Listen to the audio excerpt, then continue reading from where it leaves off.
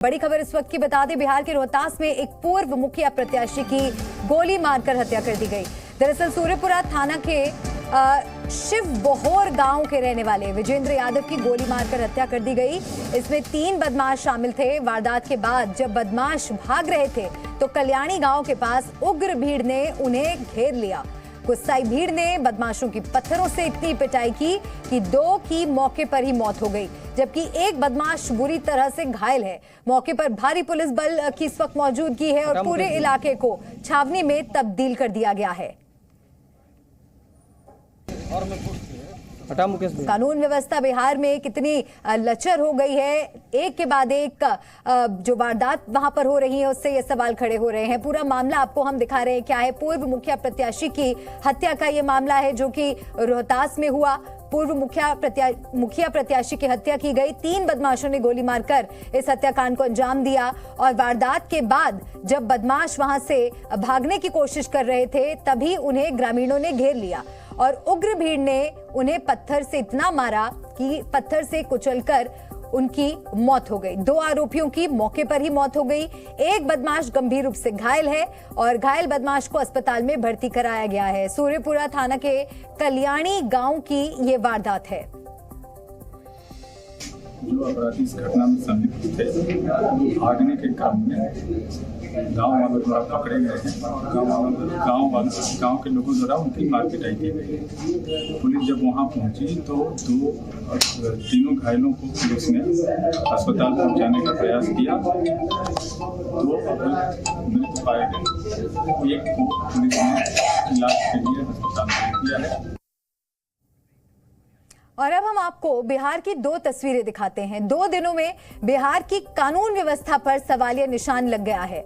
कल जमुई में प्रभात रंजन नाम के एक दारोगा अवैध बालू खनन रोकने के लिए निकले थे, तभी बालू कारोबारी के ट्रैक्टर ने दारोगा को जोरदार ठोकर मार दी, जिससे प्रभात रंजन की मौके पर ही मौत हो गई। मामले ने जब तूल पकड़ा तो मुख्य आरोपी को पुलिस ने गिरफ्तार कर लिया। और दूसरी तस्वीर आज रोहतास जिले की है, जहां पूर्व मुखिया प्रत्याशी की हत्या कर दी गई। उसके बाद नाराज भीड़ ने 2 आरोपियों को मार डाला। सवाल यह है कि इस सबके बीच पुलिस आखिरकार है कहां? और रोहतास में जिस तरह की घटना हुई, किस लिए लोगों ने इस तरह की हिमाकत की कि कानून को ही अपने हाथ में ले लिया और ग्रामीणों ने बदमाशों को पकड़कर घेर कर उनकी इतनी पिटाई की कि उनमें से 2 की मौके पर ही मौत हो गई। हम आपको जमुई की घटना के बारे में बता देते हैं। बिहार के जमुई जिले में ट्रैक्टर से टक्कर में बिहार पुलिस के दारोगा की मौत हो गई, जबकि 2 कांस्टेबल घायल हो गए। सूत्रों के मुताबिक दारोगा प्रभात रंजन अवैध बालू खनन रोकने के लिए निकले थे, तभी बालू कारोबारी के ट्रैक्टर से दारोगा को जोरदार ठोकर मार दी गई, जिससे दारोगा प्रभात रंजन की मौके पर ही मौत हो गई।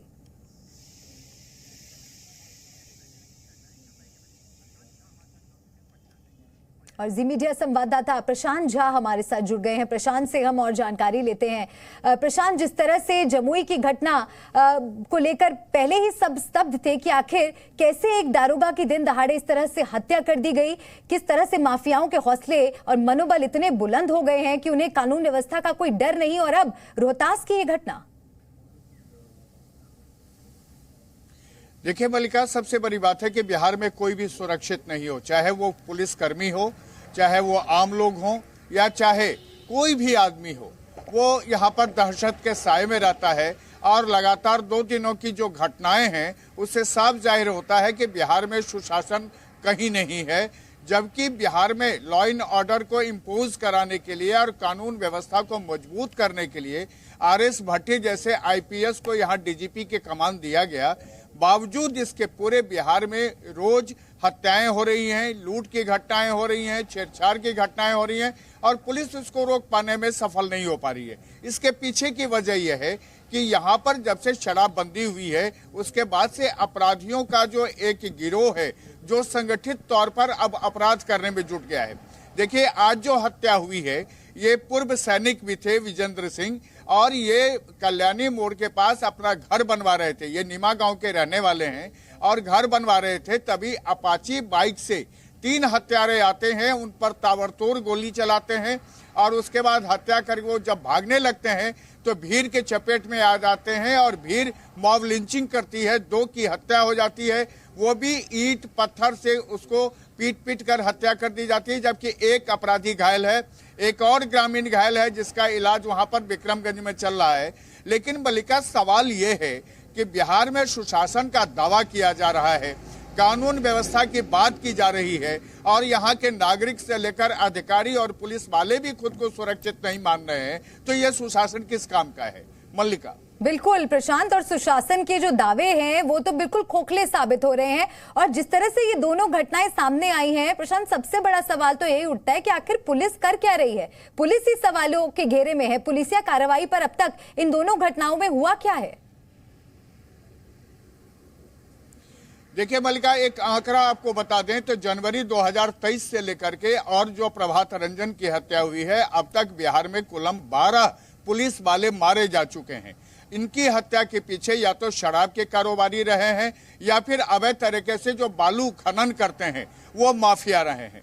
इसके अलावा जो आम लोगों की हत्याओं को आप गिन लीजिए तो यहाँ पर हजारों में ये संख्या है जिसमें आम लोगों की हत्या की गई है अपराधियों के द्वारा। आपको याद होगा कि जब बिहार में 2005 के नवंबर में मुख्यमंत्री नीतीश कुमार ने गद्दी संभाली थी, उसके बाद से बिहार में सुशासन का दावा किया गया था और बिहार के लोग अपराधियों से भयमुक्त हो गए थे। लेकिन धीरे धीरे ये स्थिति 2015 के बाद ये हो गई है कि बिहार में कोई भी अपने को सुरक्षित नहीं मान रहा है। देखिए पुलिस वाले क्या करेंगे?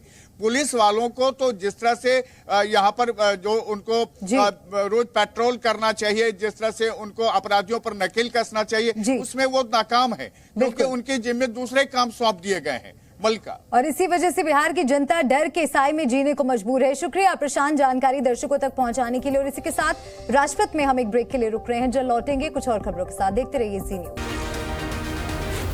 जी न्यूज़।